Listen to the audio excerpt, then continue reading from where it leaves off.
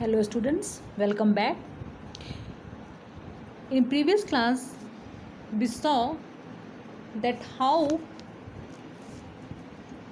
Samju Sahu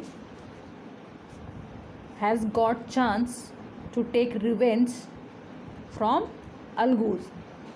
Okay, as he proposed the name of Jumman for head punch. So today we will start from para 14th. The moment Jumman became head punch, he realized his responsibility as judge and the dignity of his office. The moment, वो पल, वो क्षण जब जुम्मन हुआ head पंच, जब वो सरपंच उसे बनाया गया, वो क्षण ही रियलाइज्ड, उसने महसूस किया, क्या महसूस किया? हिज रिस्पॉन्सिबिलिटी, अपनी जिम्मेदारी, ठीक है, एज ए जज के रूप में, एक पंच के रूप में, and dignity of his office means जो उसकी ड्यूटी है, उसका जो कार्य है, उसके महत्व को समझा। कुड ही, जितना कि वो कर सकता था, seated in that high place, उस ऊंचे स्थान पे बैठते हुए, हैव हिज रिवेंज नाउ, क्या अब उसके बदले का समय आ गया है? ही थॉट, उसने सोचा, एंड थॉट, और सोचा, उसने सोचा कि क्या अब उसके बदले का समय आ गया है, अलगू चौधरी से बदला लेने का। वो सोचने लगा, उसके अंतःकरण में ये बात उठी, no he must not allow his personal feelings to come in the way of speaking the truth and doing justice. उसके अंदर ये हलचल मची हुई है कि क्या अब समय आ गया है कि अलगू चौधरी से अपना बदला लिया जाए, या फिर जो उसकी जो ड्यूटी है ना, जो उसका कर्तव्य है, क्या वो उसका पालन करे। और कहता है नहीं, उसकी आत्मा से धिक्कारती है, कहती है नहीं, बिल्कुल नहीं, मुझे ये बिल्कुल अलाउ नहीं करना चाहिए। अपनी जो मेरी जो व्यक्तिगत जो मेरी परेशानियां हैं, जो मेरे पर्सनल फीलिंग्स हैं, जो मेरे व्यक्तिगत जो अनुभव हैं, है ना, जो भाव हैं, वो बिल्कुल नहीं आने चाहिए in the way of speaking the truth, सच बोलते समय, है ना, एंड डूइंग जस्टिस, न्याय करते समय, ये सब चीज़ें नहीं आनी चाहिए। Both Algu and Sahu stated their cases, दोनों अलगू और साहू दोनों ने बतलाया, अपनी परेशानियों को पंच के सामने रखा। दे वर क्रॉस एग्जामिन्ड, उनसे सवाल पूछे गए, and the case was considered deeply, और उनके केस को, उनके मुकदमे को, उनकी समस्या को बहुत ही डीपली, अच्छे से कंसिडर्ड किया गया, विचार उस पर किया गया। Then Jumman stood up and announced, उसके बाद जुम्मन ने अपना फैसला सुनाया। उसने क्या घोषणा की?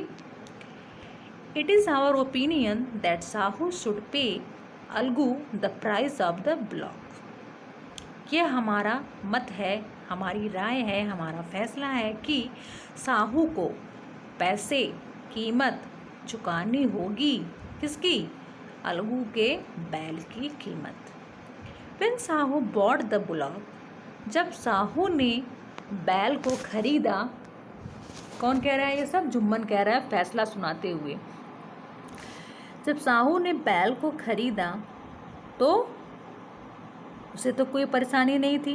It suffered from no disability और डिजीज़, तब तो उसके अंदर कोई कमी नहीं थी, कोई बीमारी उसे नहीं थी। The death of the bullock was unfortunate, और उस बुलॉक की, बैल की जो मृत्यु है, वो एक दुर्भाग्य था जो हो गया। But Algu can not be blamed for it, लेकिन अलगू को इसके लिए जिम्मेदार, इसके लिए दोषारोपण नहीं किया जा सकता। Algu could not contain his feelings, और इतना सुनते ही अलगू अपनी भावनाओं को रोक नहीं सका। ही स्टूड अप, वो खड़ा हो गया, एंड सेड लाउडली, और ज़ोर ज़ोर से कहने लगा, ओवर एंड ओवर अगेन, बार बार ये कहता रहा, विक्ट्री टू द पंचायत, है ना, पंचायत की जय हो, है ना, पंचायत में जीत हुई। दिस इज जस्टिस, ये है न्याय। God lives in the voice of the panch, भगवान निवास करते हैं पंच के आवाज़ में। पैरा 16। सून आफ्टर, है ना, उसके बाद जल्दी जुम्मन केम टू अलगू, जुम्मन आया अलगू के पास। एम्ब्रेस्ड हिम एंड सेड, उसको गले लगाया, आलिंगन किया और कहा, सिंस द लास्ट पंचायत, है ना, पिछली पंचायत में, I had become your enemy, मैं तुम्हारा शत्रु बन चुका था। टुडे आई रियलाइज्ड, आज मुझे महसूस हुआ, what it mean to be a panch, कि पंच होने का क्या तात्पर्य होता है। A panch has no friend nor enemy, एक पंच का न कोई मित्र होता है न कोई शत्रु। ही नोज ओनली जस्टिस, वो केवल न्याय जानते हैं। Let no one deviate from the path of justice and truth of friendship और इनमिटी, है ना, कभी भी किसी को इस चीज़ से भटकना नहीं चाहिए। From the path of justice, न्याय के समय, है ना, न्याय करते समय और सच बोलते समय अपनी दोस्ती या तो अपनी शत्रुता नहीं दिखानी चाहिए, केवल न्याय और सच का सामना करना चाहिए, ठीक है। Algu embraced his friend and wept, Algu ने भी अपने मित्र को आलिंगित किया और खूब रोया, ठीक है। And his tears washed away, और उसके आंसुओं से धुल गए ऑल द डर्ट, वो सारी गंदगी, ऑफ मिसअंडरस्टैंडिंग बिटवीन देम, उनके बीच जो भी गलतफहमी हुई थी, अलगू के आंसुओं से दोनों मित्रों की आपसी गलतफहमी दूर हो गई, ठीक है। And this story is written by Premchand. Okay, so today we have completed this chapter, and your homework is you have to match the sentences under 1 with those under 2.